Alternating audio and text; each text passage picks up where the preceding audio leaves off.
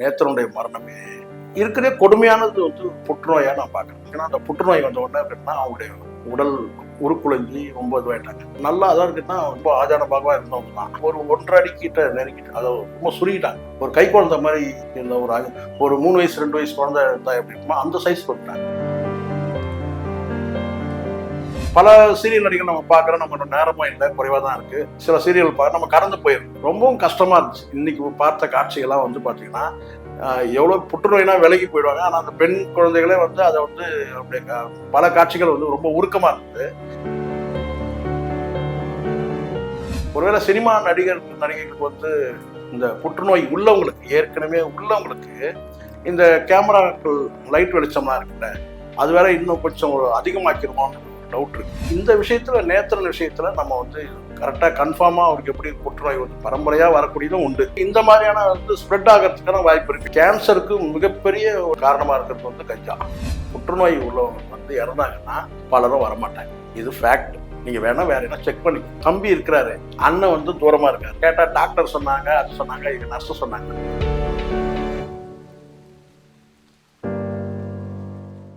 Sir வணக்கம் sir. வணக்கம் sir, இன்னைக்கு வந்து பரபரப்பா போயிட்டு இருக்க ஒரு செய்தி அப்படின்னு பார்த்தோம்னா, நேத்துல இருந்து வந்து சின்னத்திரையின் நடிகர் ரொம்ப வருஷமா நடிச்சிட்டு இருந்தாரு நேத்ரன் அவர்கள்.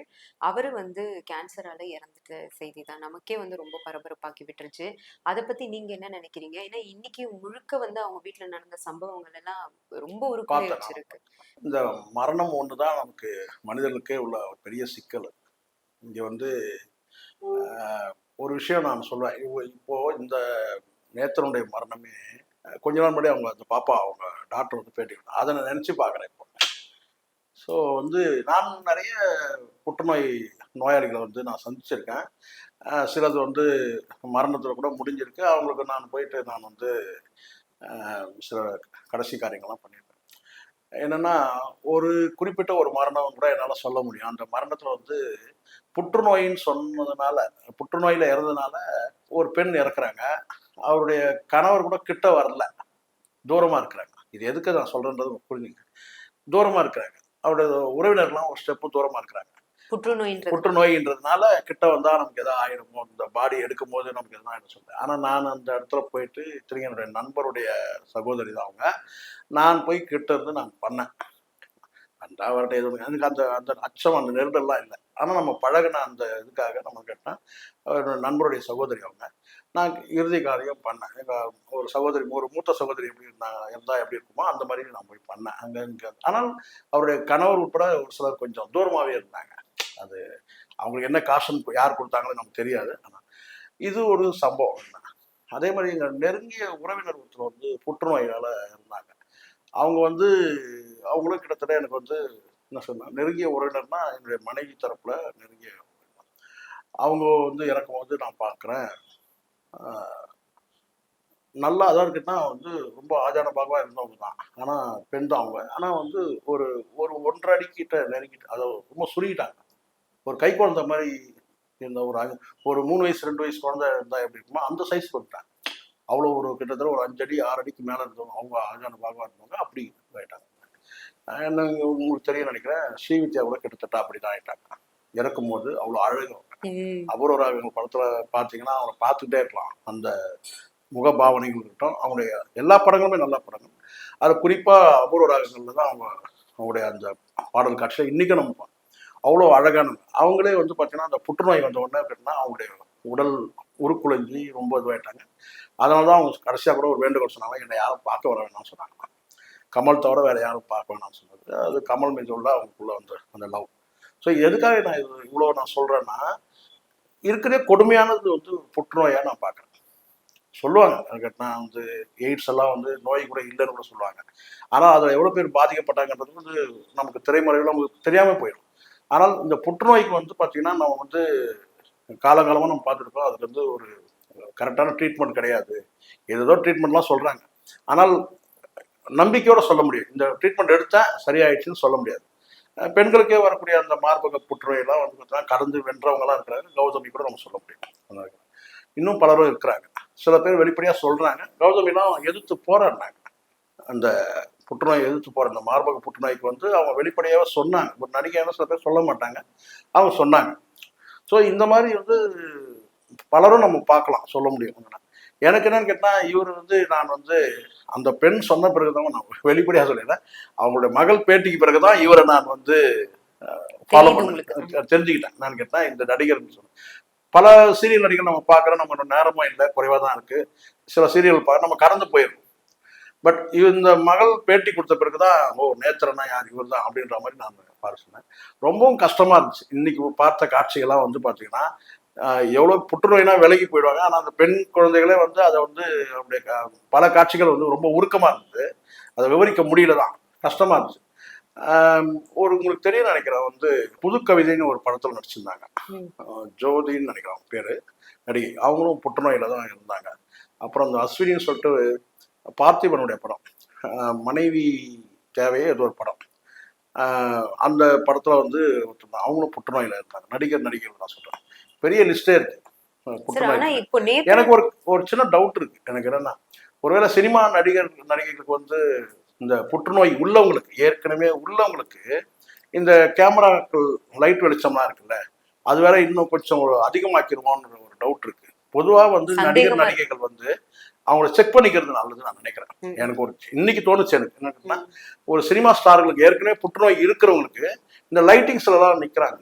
அப்போ ஒருவேளை அது கொஞ்சம் இன்க்ரீஸ் சீக்கிரமா தீவிரமாயிருமோ அது அப்படின்னான ஒரு ஒரு இருக்கு. இதை தாண்டி இன்னும் புற்றுநோய்க்கு வந்து வரதுக்கு இன்னும் சில காரணங்கள் கூட, தவறான பழக்க வழக்கங்கள் கூட காரணங்களா இருக்கு. நம்ம அதை இப்ப சொல்ல முடியாது, இவருடைய மரணத்துக்கு நம்ம சொல்ல முடியாது. ஆனால் செக் பண்ணிக்கணும்ன்றது மட்டும் நான் சொல்றேன். சார், ஆனா நேத்ரன் விஷயத்துல என்ன நடந்ததா நீங்க பாக்குறீங்க சார்? அவருக்கு எப்போ இந்த நோய் வந்து எனக்கு என்னன்னா, இப்போ நம்ம அதுக்கு பிறகு அந்த அவங்க மகள் பேட்டி கொடுத்த பிறகுதான் நம்ம சம்பந்தமா நம்ம தேடுறோம்னா, பெருசா முரணா அவர் மேல எந்த தகவலும் இல்லை. இது வந்து சில நேரங்கள்ல நான் சொல்றேன், எனக்குள்ள அனுபவத்தை நான் சொல்றேன். பரம்பரையாகவும் வரக்கூடியது இருக்கு. இந்த கேன்சர்ன்றது வந்து பார்த்தீங்கன்னா, அம்மாவுக்கு இருந்துன்னா மகளுக்கு வரும், அந்த அப்பாவுக்கு இருந்துன்னா வரும், அந்த மாதிரியும் இருக்கு. ஒன்று, பெண்களுக்கு வந்து புற்றுநோய் வர்றதுக்கு வந்து சில காரணங்கள் சொல்லப்படுது. என்னன்னு கேட்டீங்கன்னா, ஒரு மருத்துவர்கிட்ட நான் பேசும்போது அவர் சொன்னார், கிட்டத்தட்ட ஒரு 10 வருஷத்துக்கு முன்னாடி பெண்களுக்கு கேன்சர் வரும்போது இருக்குன்னா, ஆண்களுக்கு ஏதாவது தவறான பழக்கம் இருந்தால், ஆண்களுக்கு வந்து கஞ்சா புகைக்கிற பழக்கம் இருந்ததுன்னு வச்சுக்கோங்களேன், ஆண்களுக்கு இருந்ததுன்னா இது வந்து மருத்துவ சொல். இதுல இந்த இடத்துல பேசலாமான்னு எனக்கு தெரியல. ஆனா நேத்திரன் நம்ம அப்படி எதுவுமே சொல்லிட முடியாது. அவருக்கு எப்படி ஏற்பட்டதுன்னு கேட்டா, ஒருவேளை அவருக்கு அவங்க ஃபேமிலியில உள்ளவங்களுக்கு தெரியும், கண்டிப்பா பரம்பரையில இருந்திருக்கலாம் ஒரு வேலை.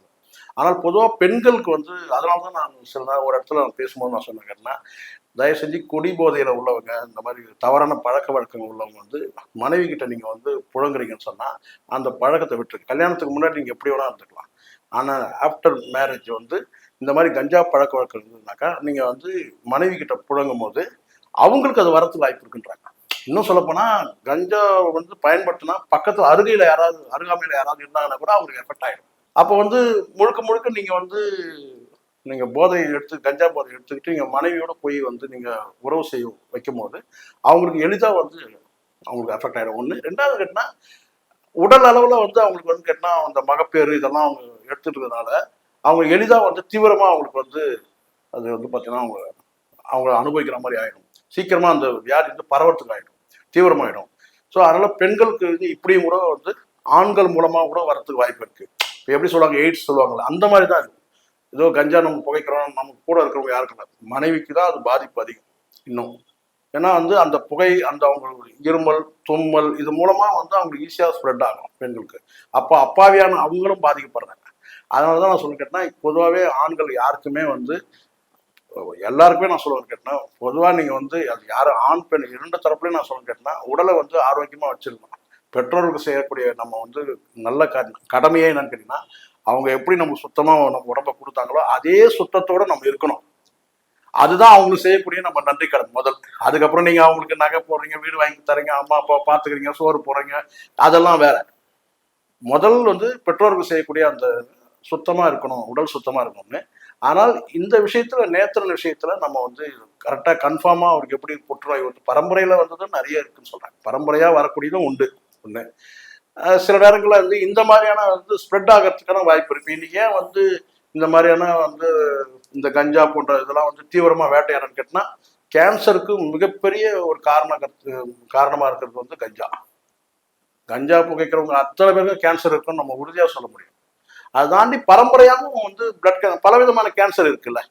இதில் வந்து பார்த்தீங்கன்னா பிளட் கேன்சர் இருக்குது, பிரெயின் கேன்சர், ஏதோ நிறைய கேன்சர். அவருக்கு என்ன மாதிரியான கேன்சர்ன்றது அவங்க குடும்பத்தான் தெரியும். சரி. ஆனால் பிள்ளைகள்லாம் ரொம்ப பாசமாக இருக்கிறோம், நல்ல ஒரு தந்தையாக இருந்திருக்கிறாரு. அதுதான் நான் சொல்லுவேன் இந்த இடத்துல. ரொம்ப நான் உருக்கமாக சொல்கிறதுன்னு கேட்டிங்கன்னா, அவர் வந்து என்ன கேட்டிங்கன்னா ஒரு நல்ல தந்தையாக இருந்திருக்கிறாரு. பரவலாக நம்ம சில சினிமா வட்டாரத்தில் கூட நான் விசாரித்தேன். காலையில் கூட கேட்டபோது கேட்டேன்னா, அவர் யாரும் முரணாகவே சொல்லலை. எல்லாருமே ஒரு நல்ல மனிதன் தான் சொல்கிறாங்க. பெரிய வந்து டிஃப்ரென்ஸாக சொல்லவே இல்லை. ஆனா அவர் குடும்பத்தை பத்தி உங்களுக்கு தெரிஞ்ச விஷயம் குடும்பத்தில் கேட்டினா எனக்கு தெரிஞ்சிருக்க குடும்பத்தை பற்றி பரவலாக பேசப்படவே இல்லை. அவர் பெரிய இன்னும் கொஞ்சம் பெரிய ஸ்டாராக இருந்தாருன்னா மனைவி கூட சீரியல் நடிகை. ஆமாம், அந்த குடும்பமே வந்து சீரியலில் தான் இருந்துருக்குறாங்க. ஆனால் வந்து பரவலாக வந்து பார்த்தீங்கன்னா நெகட்டிவான சிலர்லாம் டக்குன்னு சொல்லுவாங்க. எடுத்த எடுப்பில் இதுக்கு என்ன காரணம் கேட்டால் நான் யாரும் சொல்லக்கூடாதுன்னு நினைக்கிறேன். இந்த இடத்துல சில பேர் இறந்தவொன்னு டக்குன்னு கேட்டவொன்னு சொல்லுவாங்க, இதான் சிக்கல். இப்போ டெல்லி கணேஷ் இறந்தாருங்கும் போது கூட 2 நாள் கழித்து சொன்னாங்க, சில தகவல் சொன்னாங்க. இந்த தான் காரணங்க, கொஞ்சம் மன உளைச்சல் இருந்தார், மகன்லாம் வந்து சினிமாவில் வரலன்றதுக்காக கொஞ்சம் ஏக்கத்தோடு இருந்தார், அது சொல்லணும். பட் இவர்கிட்ட நம்ம இன்னைக்கு வரைக்கும் கேட்கணும் கேட்டினா எதுவும் நெகட்டிவாகவே யாருமே சொல்லவே, நல்ல மனிதன் தான் சொல்கிறாங்க, நல்ல பழக்க வழக்கம் உள்ளவர் தான் சொல்கிறாங்க, கெட்ட பழக்கங்கள் எதுவும் கிடையாதுறாங்க.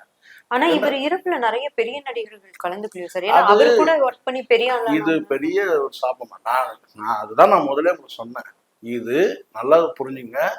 புற்றுநோய் உள்ளவங்களுக்கு வந்து இறந்தாங்கன்னா பலரும் வரமாட்டாங்க. இது ஃபேக்ட். நீங்க வேணா வேற என்ன செக் பண்ணிக்கணும். நான் தான் சொல்றேனே, நெருங்கிய வந்து அண்ணன் தம்பி இருக்கிறாங்க, தம்பி இருக்கிறாரு, அண்ணன் வந்து தூரமா இருக்காரு, 2 பேருக்குமே சகோதரி தான். கணவர் தூரமா இருக்கிறாரு, கொல்லி வைக்கிற மகன் வந்து தூரமா இருக்கான். கேட்டா டாக்டர் சொன்னாங்க, அது சொன்னாங்க, இது நர்ஸ் சொன்னாங்க. அப்படிலாம் இல்லை, மனசுதான் இங்க. நான் இப்போ அங்கே எனக்கு எந்த உறவும் கிடையாது. என் நண்பருக்காக நான் கூட இருந்தேன், கடைசி காரணம் பண்ணேன். எனக்கு அதில் வந்து இல்லை, அப்படிதான் போனால் போயிட்டு போதுன்னு கூட இருந்தேன். எதுக்கு நான் சொல்றேன்னு கேட்டேன்னா, புற்றுநோயின்னு சொன்னாலே பரவலாக வரமாட்டாங்க. நான் 2-3 டெத்து நான் பார்த்துருக்கேன். புற்றுநோய்னா ரொம்ப தூரத்தில் இருப்பாங்க, போவே சாவுக்கே வராதெல்லாம் இருப்பாங்க. இதெல்லாம் நம்ம கொரோனாவில் பார்க்கலையா, எவ்வளோ பார்த்தோம், கணக்கு இல்லாமல் பார்த்தோம். நம்ம கதையாக சொல்ல முடியும் இந்த கொரோனா ஐயோ ஸ்ப்ரெட் ஆகிடுமான்னு சொல்லிட்டு. ஸோ அதனால் பொதுவாகவே வந்து அவருக்கு வந்து புற்றுநோய்க்கு அதுக்காக வராமல் இருந்திருக்கலாம், கிட்ட போக மாட்டாங்க, நிறைய இருக்காது. அடக்கம் பண்ணுற வரைக்கும் அவங்களுக்கு சிக்கல் இருக்கும். அவங்க பிள்ளைகள் வந்து அபரிதமாக பாசமாக இருந்திருக்காங்க. அந்த மாதிரி பெண் பிள்ளைகள் வந்து எனக்கு ரொம்ப அந்த மகள் பேட்டி கொடுத்தாங்களா, அதுக்கு பிறகுதான் நான் வந்து இவர் தான் நேத்திரன்றதே எனக்கு தெரியும். அப்புறம் தான் எனக்கு நான் பல சீரியல் நடிகர்கள் நம்ம பார்க்கலாம். அவன் அந்த மகள் பேட்டி கொடுத்த பிறகுதான் நமக்கு தெரியும். ரொம்ப பாசமா இருக்கிறாங்க. அதனால அவர் நல்ல மனிதராக இருக்கிறதுக்கு அதுவே காரணம்.